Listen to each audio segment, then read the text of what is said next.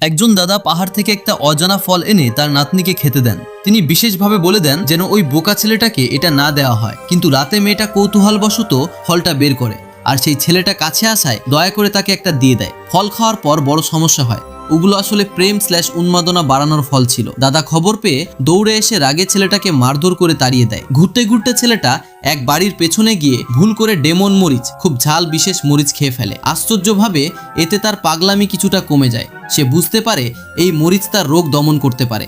এরপর গল্পটা 500 বছর আগের। তখন এক দানব নেতা মানুষ মারার জন্য পুরো শহর ধ্বংস করতে চেয়েছিল।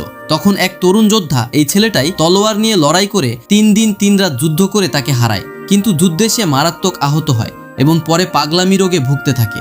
500 বছর পরে সে এক বৃদ্ধের সাথে দেখা করে। বৃদ্ধ তাকে খেতে দেয়, কিন্তু দেখে ছেলেটা অস্বাভাবিকভাবে অনেক খায়। আসলে তার বেশি খাওয়ার কারণ, সে যত বেশি খায় তত বেশি শক্তি পায় এবং সাময়িকভাবে স্বাভাবিক হয়। পরে ছেলেটা বুঝতে পারে ওই বৃদ্ধের বাড়িতে এমন একজন মেয়ে আছে যার বিশেষ শক্তি, দেবী সুলভ ক্ষমতা আছে, যে তাকে সুস্থ করতে পারে।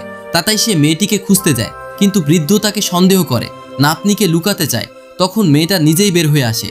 সে আসলে সেই বিশেষ ক্ষমতা সম্পন্ন ব্যক্তি যাকে ছেলেটা খুঁজছিল। এরপর ছেলেটা তার সাহায্য চাইতে চায়, কিন্তু বৃদ্ধ তাকে সুযোগ না দিয়ে তাড়িয়ে দেয়। ফলে ছেলেটা ঠিক করে পরের দিন আবার আসবে।